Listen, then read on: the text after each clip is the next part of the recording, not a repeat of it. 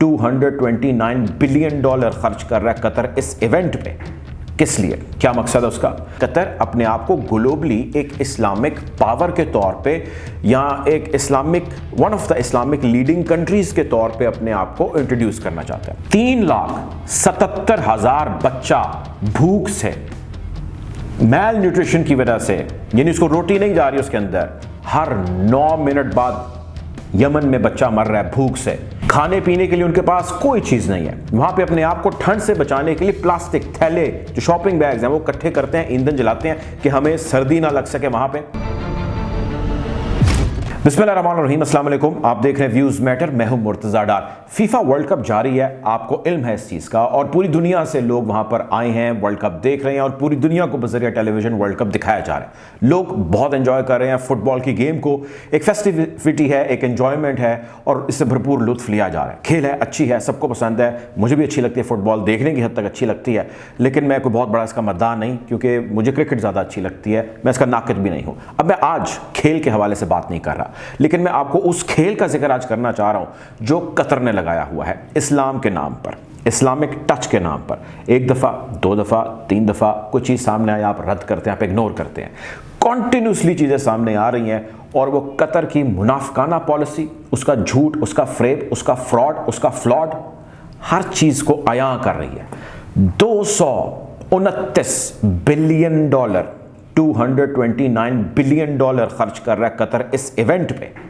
किस लिए, क्या मकसद है उसका? उसका मकसद ये है कि वो यहां पर फुटबॉल को लेके आए और दुनिया को ये बावर कराने की कोशिश करे कि कतर इस्लामी तालीमात, इस्लाम का नाम इस्तेमाल करते हुए, या वो रिलीजियस सेंटिमेंट को, प्रीचिंग्स को सामने रखते हुए कितना अच्छा मुल्क है। और उसके लिए उसने बहुत सारी चीज़ें इस इवेंट के अंदर कर दी हैं। मैं आपको मुनाफिकत क्यों है उसका जिक्र करता हूँ आगे चल के। $229 बिलियन उसने खर्चा, आप ये याद रखिएगा। मैच शुरू होता है तो नमाज के वक्त, जुम्मे की नमाज के वक्त मैच रोक दिया जाता है। मैच होता है तो उस मैच में आज़ान जो है, स्टेडियम के अंदर स्पीकर लगाए जाते हैं, सुनाई जाती हैं। मौज़न जो है वो दुनिया से खूबसूरत आवाज़ों वाले जो है इकट्ठे किए जाते हैं। वहाँ पर मसाजिद के अंदर आज़ान होती है। शराब नोशी के ऊपर पाबंदी लगाई जाती है। इफ्तिताही तकरीब जो है उसके अंदर कुरानी तालीमात जो है वो दी जाती हैं। इंटरनेशनल जो है वहाँ पे फैंस या जितने भी आते हैं, वहाँ पे दुनिया भर से मद्दाह स्पेक्टेटर्स उस मैच को देखने के लिए, वो जब मैच देखने के बाद अपने होटल से कहीं निकलते हैं बाहर, तो उनको मुख्तलिफ जगहों पर ख़वातीन को हिजाब पहनाया जाता है। इस्लाम के हवाले से उनको टीचिंग्स दी जाती हैं। मसाजिद जो कतर की हैं वहाँ पर तबलीग की जाती है 30 मुख्तलिफ ज़बानों में, ये लिखा जा रहा है, मैं नहीं कह रहा।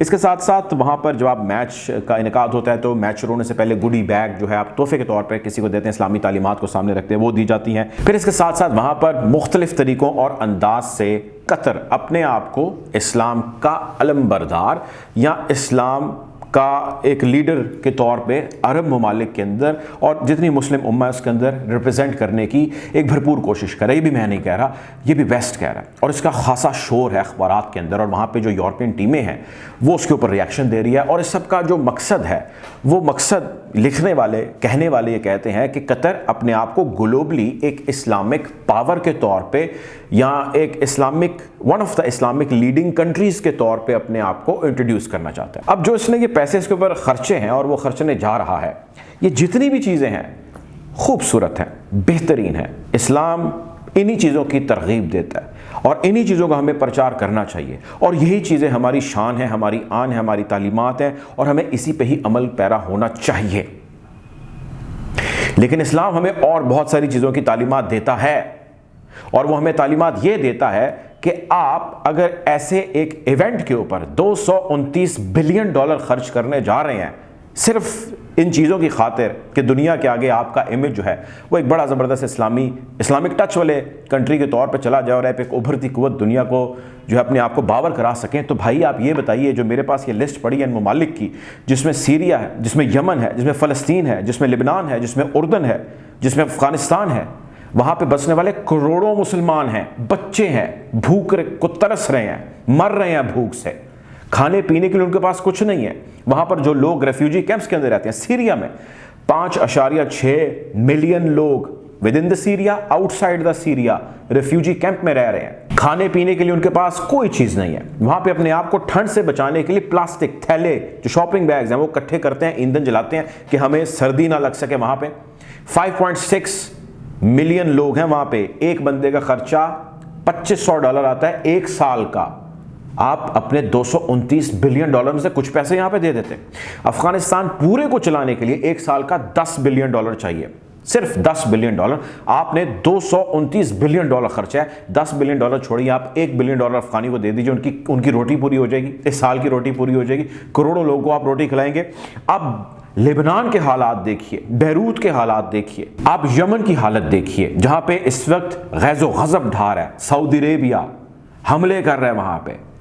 3,77,000 बच्चा भूख से, मैल न्यूट्रिशन की वजह से, यानी उसको रोटी नहीं जा रही उसके अंदर, हर 9 मिनट बाद यमन में बच्चा मर रहा है भूख से। 3,77,000 बच्चा यमन में मरा है गुज़िश्ता 5-6 सालों में। यह भी मैंने नहीं कहा, यूनाइटेड नेशन की रिपोर्ट ये चीज़ कहती है।